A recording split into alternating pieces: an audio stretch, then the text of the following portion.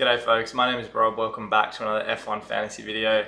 Today we're looking at my team selection for race week 9. We have the Canadian Grand Prix this coming weekend. So a lot to digest and jump into throughout this video. As always, if you're enjoying the content, be sure to like the video, subscribe to the channel. I'm approaching a very small but nonetheless significant subscriber milestone of 1,000. So if you haven't done so already and are enjoying the content, as I said, please do subscribe. It means a lot to me and to the channel.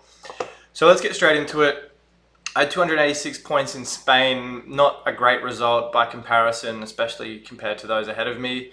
That was obviously underscored by Verstappen's 92 points. He had probably the most dominant race weekend we've seen so far this season from any driver.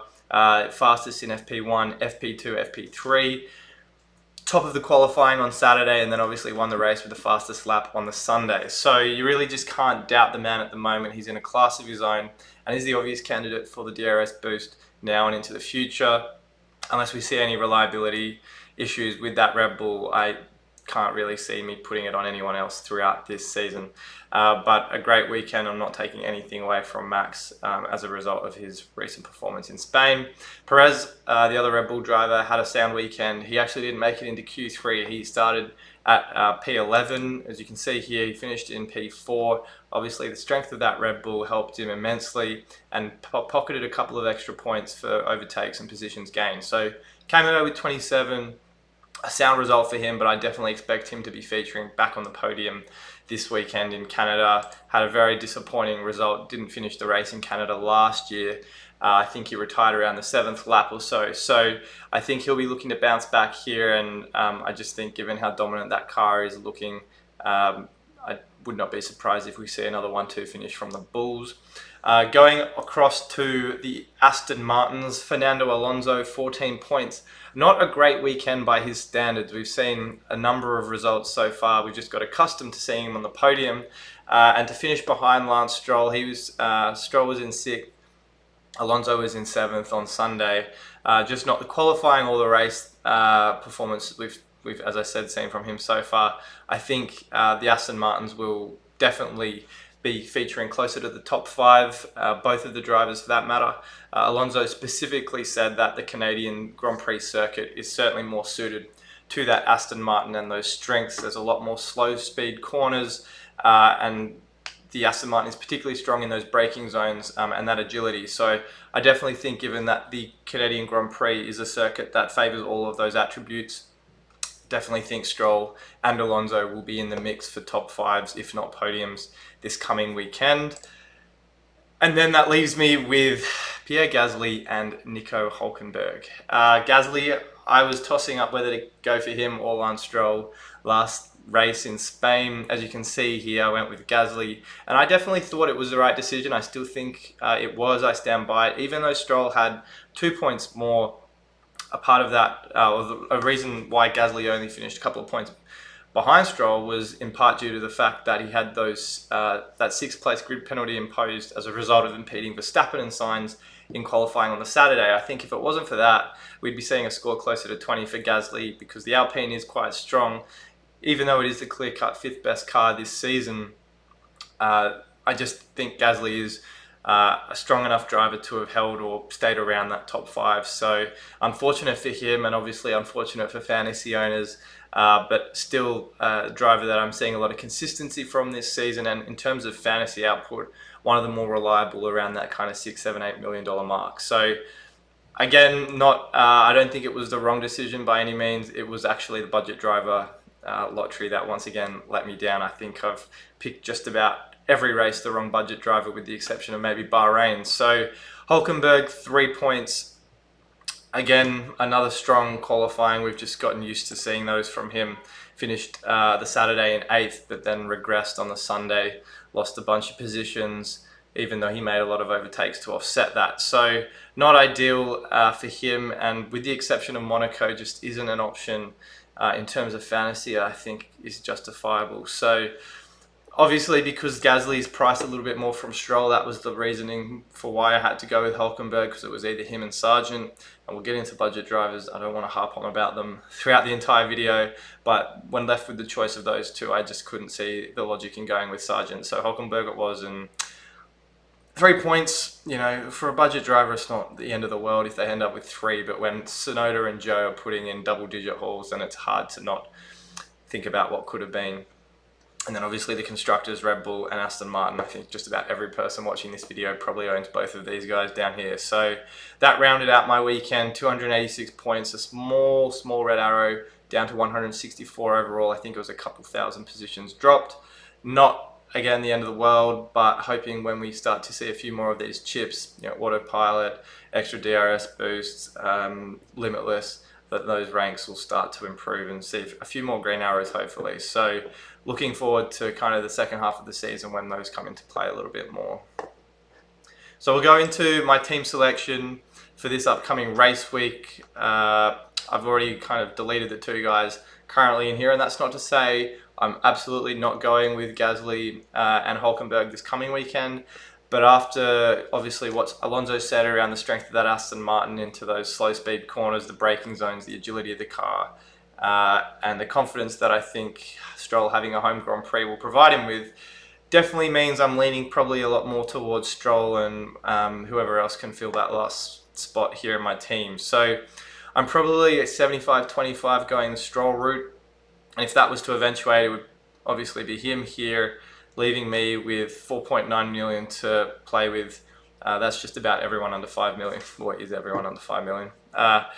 And I have talked about Albon a little bit throughout the season. I do think he's still in his own a very good driver. It's just the Williams is not really filling me with a lot of confidence. It's been awfully slow, slower than I probably expected, despite, you know, some of the straight line speed it's been able to demonstrate.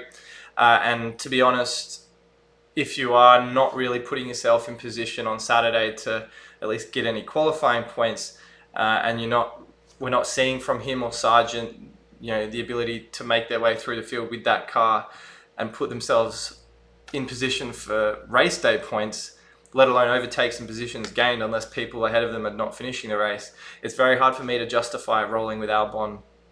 He's also over, you know, 7 or 8 races, still not even broken even with 0 points. So it's a bit worrying that, you know, 2 DNFs in, you know, his last 8 or so races has pretty much like dogged his scores. And, you know, if you're hitting single digits every race, the DNFs are obviously going to hurt you even more than if it was someone like a Perez or a Verstappen who are going to score points on Saturday, maybe get a few overtakes or whatever it might be on Sunday. And then if they end up with a DNF, they'll still probably come out close to 0. So that's just why I'm not so convinced on Albon, but he is a major differential, 10% owned, the lowest, I think, of everyone with the exception of Sargent, under 5 million. So look, he is probably a little bit of an upside play or a risky play, but for me, not one I'm jumping at for Canada. So that really leaves me with these 2 guys, Zhou and Tsunoda. We've seen a lot of, you know, strong performances through the first 8 or so races from both of them.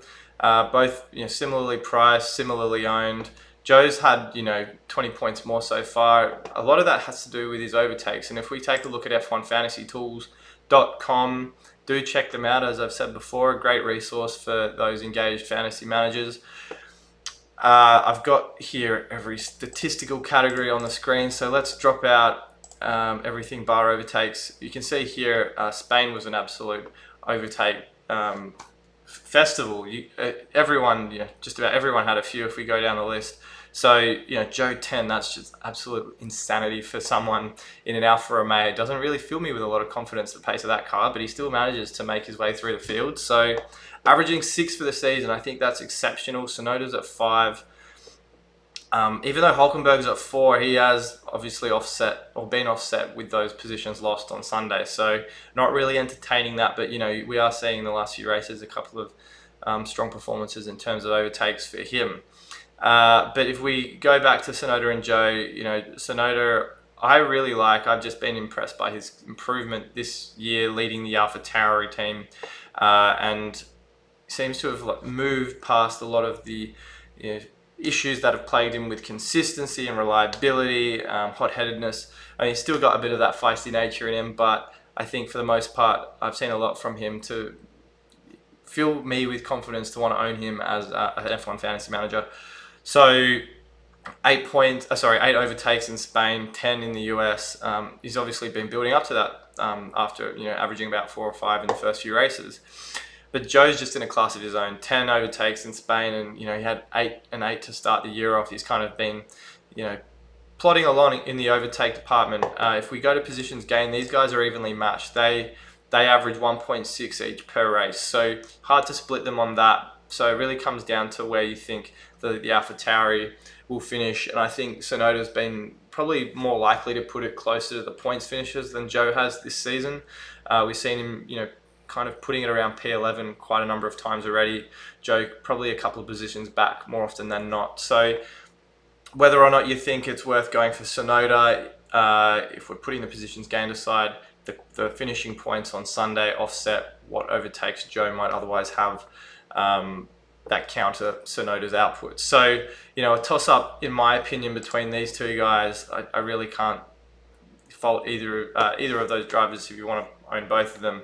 And while we're on the topic of F1 fantasy tools, some of the best teams to own, this is a recency weighted average, so slightly different to the modeling that the guys over here implement for every race week. And unless for whatever reason you're able to afford a Gasly Tsunoda $130 million team, the Gasly Hulkenberg projects 192.4. The Stroll Joe projects 192.2, and there's probably a Stroll Tsunoda a 289. Like, it is a toss up. It's 3 points is really negligible if you ask me, given qualifying can be the difference between those points. So it is, unfortunately, as I've said before, the state of the game where five other drivers are locked and loaded, but it is nice to see Gasly's come into the equation a little bit. If you do want to mix it up, however, and go against the grain for that Team 1 or Team 2, then you could certainly look to downgrade Red Bull. And I'm not suggesting that this team is going to be better, because as we saw here on the screen, the best teams are going to all consist of Red Bull. So this is probably more of a differential team, if that was what you wanted to go with. But what I like is that from what we've seen so far from the Mercedes, it had the double podium in Spain, obviously a great result for them. We scroll down, if I select all the categories, go down to here, even though Red Bull are averaging 90 points, which is almost double what Mercedes have throughout the season, Mercedes have been building up to these higher points now. They're kind of in the 40s through the first 3-4 races or so. Now they're 50s, 60s.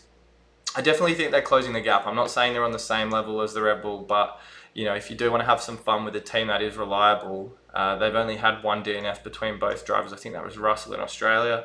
Yeah, so if you want to mix it up, you can drop them in here, and at least this is a build I would consider doing if I wanted to mix things up a bit. You'd probably stick with, or at least I'd stick with, Lance Stroll, go for a Pierre Gasly, and then that would leave you enough money for, say, Carlos Sainz.